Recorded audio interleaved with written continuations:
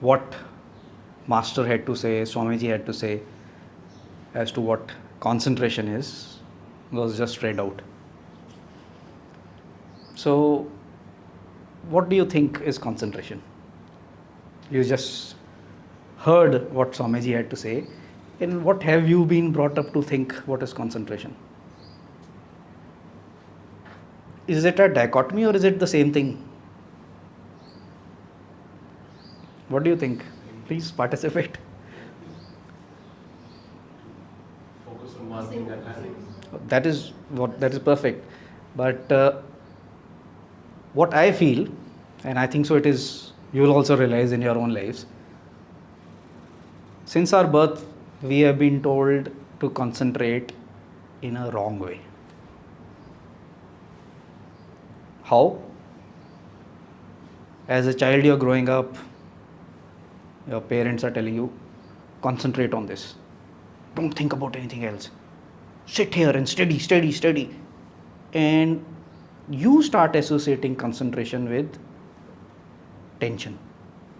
And that it is, I have to force myself and put intense willpower, and then and only then concentration will come. You do any physical activity, sports, and when you're trying to excel in something, what do?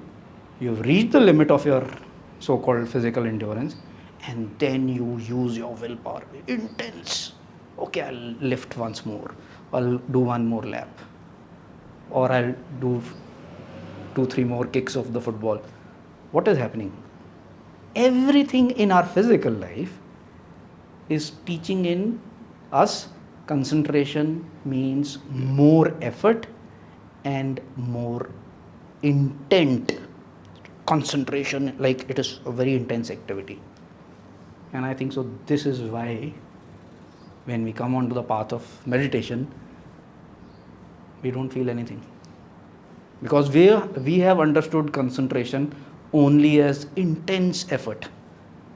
Total, okay, if something is coming, no, get away from me. No, thought, get away from me. I have to concentrate. What is the most important part in what Master said is relaxed concentration. Most of us forget this aspect of relax. Relaxation is the prerequisite for concentration. And you'll say, okay, yeah, we knew Maya is very powerful. So in our life, there was nothing that is teaching us, where is God? Why was He not teaching me what is correct concentration? We've been sleeping. He's been teaching us. Where? How do you go to sleep? Do you say, no, I will go to sleep now. Oh, don't come, thought, don't come. What do? You relax and you're gone. He's teaching you there. But there is a difference. Sleeping is relaxation, and after that, no concentration. So, for the spiritual path, and in fact, actually, in everything in our life, we need to understand and implement relaxed concentration in our lives. And again, then one says, what is the proof of this, that it will happen? Again, God is teaching us every night. How? We go to sleep. Okay. Whichever night, maybe yesterday night, when you went to sleep, you might have had a dream. Most of us have dreams. But try and recollect that dream now. You may even close your eyes and say, for example, I was falling down from a building. In my dream, what was happening? Why, I'm going to fall, I'm going to break this, so let me catch this. You're desperate and you are totally involved, and you know that it is possibly a dream, but everything, tension, you might even start perspiring and you wake up, it's not a building that I'm falling for. And now, when you're awake, try and relive that dream. Try and relive it, it will not have the same effect. Same person, same brain, same consciousness, same prana within you. Why is it different in both the states? In the dream, it was real. In waking state, it does not appear to be real. What is the difference? Any idea? Ever tried to analyze this? We don't. The difference is the energy, the prana at our disposal. In night, when we have gone to sleep, our sense organs have switched off. All the prana has come inwards and is available in the brain. And that brain, when it concentrates on a dream, it thinks of something, it is real. We know it every night. Now, when we are awake, I am listening to the sounds also. I am thinking also, what is this guy saying? It's not making any sense. And there are so many things happening. What has happened is, the prana that is at my disposal in the waking state is frittered away. And because I do not know how to concentrate it, bring it in, and then concentrate, the dream does not appear to be real. And the ultimate of this concentration is what these yogis do. How did Babaji materialize that palace near Babaji's cave for Lahiri Mashaji in 1861? It was real. Lahiri Mashaji walked inside the halls, touched the jewels, meditated, saw him sitting on a throne, and it dissolved. How? He has learnt the art of super concentration. And what is that? With his concentration, he is able to get the atoms, the molecules, concentrate them and manifest a physical form. And that, what is the biggest proof of him doing that? Us, these bodies. What are they? Concentrated energy. Didn't Master say so? And this reminds me how these masters try and teach us. How they will explain this very concept to us depending on our level of awareness and consciousness. I'll tell you 3 stories of Yogananda ji.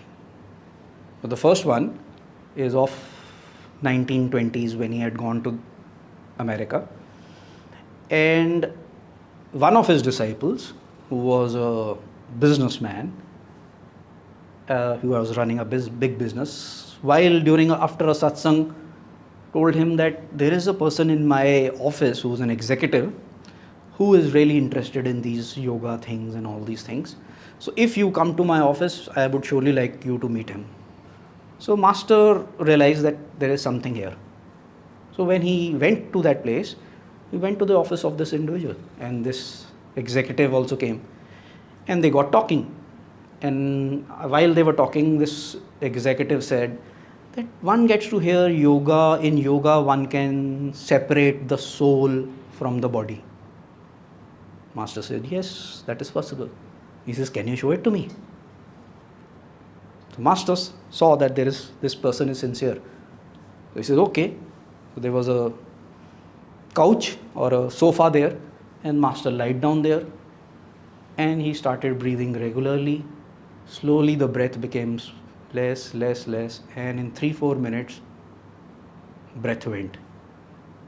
And the body started becoming cold, and you can see the blood withdraw.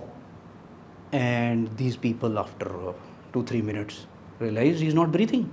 They closed the nose, touched, and they said, oh, what has happened? We got a dead body at our hands. What do? Do we call police? Do we call the doctor? But then he said, no, but this guy was saying that the soul and the body can be separated. Then they were in tension. They said, please come back. We have understood. And Then suddenly breath started again. And in 2-3 minutes, master was sitting. And then they realized, oh, now master, do you think it was always like this, master? You had to take 3-4 minutes to go into breathlessness, take 3-4 minutes to come out of it? We come to the second story. When master was in the first year of his college and he was still not Yogananda, he was still Mukunda, and we hear of this story in Mejda. And the maid Ma, they used to call her, who was the one who was actually looking after the household chores, because his mother had left the body. So, but she used to scold him. Why? Because he was meditating too much. And she used to say, nothing good will come out of this meditation. Keeps on meditating too much. And he used to, at the spur of the moment, get many friends and say, we need food. And who had to cook that food? That maid. So there were a lot of arguments between both of them. So one day, Yogananda ji, you're not Yogananda, Mukunda at that time was meditating, and he came down for dinner with the family. And she started complaining to the father, he meditates too much. I am telling you, nothing good will come out of it. And an instant, master sitting, and he fell down. And they started checking breath, heartbeat, nothing there. So there's something, and they called the doctor. A doctor stayed close by. The doctor came with his stethoscope and everything, and he said, I'm sorry to say he's dead. And at this moment, the maid started crying, Mukunda, come back, come back. I will never scold you again. You can get as many friends you want to come for dinner. And the moment he said it, master got up. He says, now remember your words. What had happened in this state? He had instantly switched off and instantly switched on. But was it his final state, that he could progress? The third story is of 1950. In the desert, where master was writing, and the monks, he used to, on the weekends, where Swami Kriyananda and few of the monks, he used to call them for doing some actually not important work, but the main aim was the monks he knew who are going to spread the message further. He was giving them an opportunity to be in his physical presence and learn. Whenever he used to take break from the writings, he used to walk with Swami Kriyananda and brother Anand and these, Bhaktananda ji and all those people. So in this time, this story is told by brother Anand that he was working somewhere, and the building that was there, another monk was a little distant away from him, and he heard master come to the window of that building. And from the building, he started speaking to this monk. From the place brother Nannoi was there, he could not see the master, but he could see the monk. And he realized that they are speaking, and suddenly he could make out the expression of that monk, that he was like speechless and stunned. And this talk happened for 3-4 minutes. And then in that stunned state, this monk started walking away from there, and he started coming towards Anandmoy ji. And Anandmoy ji was observing. He says, what happened? And he says, didn't you see? He says, no, I couldn't see master. I could only see you, and your expression explained everything to me, that there is something that you have gone. He says, when master came to that window, he started speaking to me, and in front of me, his body dematerialized. It was just light, and out of that light, some sound was coming, which I could make out it is master. And for 3-4 minutes, it continued like that. I even rubbed my eyes, thinking that I am not seeing anything. And then in front of me, it again condensed into that body, and I have come away. What does this show? The master,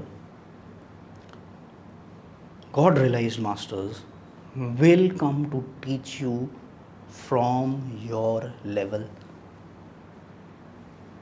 And what is important in this whole path? All of us are Kriyavans. What was the first technique taught by master when you come on the path? Why do you think is Hong-Sau taught first? Why didn't he teach energization exercise first or Om technique first? Why Hong-Sau? Because the spiritual progression starts from the moment you learn how to concentrate. If you do not learn how to concentrate, you will not progress much. And in that concentration, what is the first thing he teaches in Hong-Sau? There are 3 phases of Hong-Sau: relaxation, concentration, expansion. We know. Why is again relaxation taught first? Because if we are not relaxed, we will not be able to concentrate. And therein lies the answer to everything in our life. If and only if I can learn how to concentrate, focus one-pointedly on what we are doing, then and only then will I be able to achieve success in anything in my life, not only meditation. And we know it. Say, for example, what used to happen with me, I used to be a voracious reader. And if I had a good book in my hand, I forgot the world. And I remember that if I am reading a good book, and my mom used to call, come have lunch or dinner time, and I used to bring the book to the dining table, and I am engrossed in it, and I generally used to be eating 2 chapatis. And what I used to later on realize is, because I am so concentrated, my mother used to put the 3rd one and the 4th one, and I never realized. Why? Because you all would have gone through something like this. When you are concentrated, you forget everything else. It might be anything. You might be watching a good TV show, and in that moment, if you are concentrated, you will realize the sounds are happening, the world is doing what it has always been doing, but it is not impacting you. That is concentration. And once you have learned to concentrate, then and only then can you expand it. And why is it so important? These 2 aspects. One is intense concentration with tension, which will not get you there. The other extreme is complete relaxation. You will go into sleep. Now, the horizon or the place where these 2 meet is actually where you will go into super consciousness. And concentration is the one thing that will take you there. What is prana? Prana is the life force within all of us. And that is why becoming aware of prana is quite important in our path. And how will you become aware of prana? Through concentration. Concentration, not outside. Again, Maya is playing havoc in our lives. Why? All our senses are outwards. All the 5 senses are outwards. And suddenly I am told to concentrate within myself and become aware of the movement of that some energy within you. You say, how do I become aware? Kyun? Hearing outwards, seeing outwards, touch outward, taste outwards, smell outwards. In what I have realized, what helped me a lot is, it is only through feeling. Only the feeling element can go within.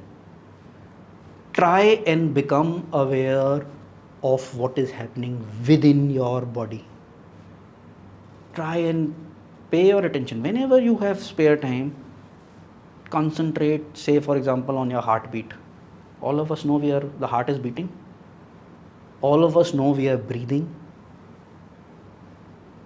Learn the art of concentration. And only through feeling you can go inwards.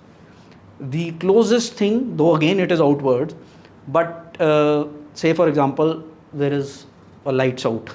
We had recently blackouts. Now in the blackout, you in the night time, say for example, you had to go to the kitchen. What do? You can't see.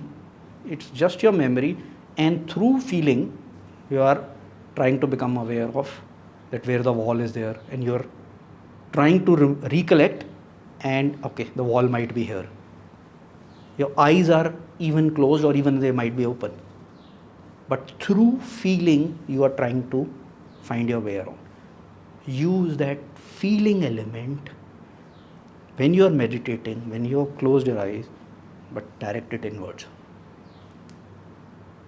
And try and find out that when you are tensing like this, when you are doing energization, or for that matter, when you are doing the Kriya breath, try and become aware of that prana that is moving up and down. And you just need to become aware of it once, just once. Then concentrate on it, and it will never let you go. Once you have learned it, and after that meditation, everything will become so easy. And why? It will be the most beautiful thing you are doing the whole day. It will become the most blissful thing. When, say for example, I'm sitting now, I'm concentrating here, and there is such intense bliss that is going there. At that moment, you cannot do anything else. It's not possible. Let the best pop singer or whatever might come and sing outside, you will not want it. Let the most beautiful scenery come, you will be feeling such intense bliss within you, you just am not interested. In fact, you will want to say, please keep quiet, or let me wear the headphones. That is what is concentration. Learn it. It is very important. That is why Master taught it the first. Once you have learned the art of concentration, then everything is possible. You are doing Kriya. If you learn this art of concentration and becoming aware of spine, the hollow spine that is spoken of, and there are many channels within that spine, Master talked about attunement. Attunement is here. He will teach you through the movement of this prana, through the feeling associated with this prana. If the prana, once you become aware of it, you will become aware of the feeling associated with this prana.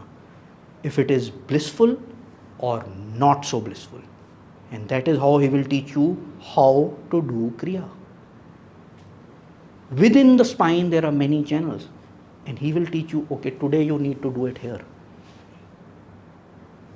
Tomorrow, you may not feel it there, you might feel it somewhere else. And that is what Master was talking of attunement. He will be able to guide you through a medium which you can access freely. And that is where concentration is all about. So let's pray and make a sincere effort. Relaxed concentration through feeling.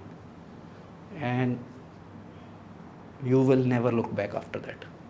I can assure you of that much at least. So thank you so much, Ji.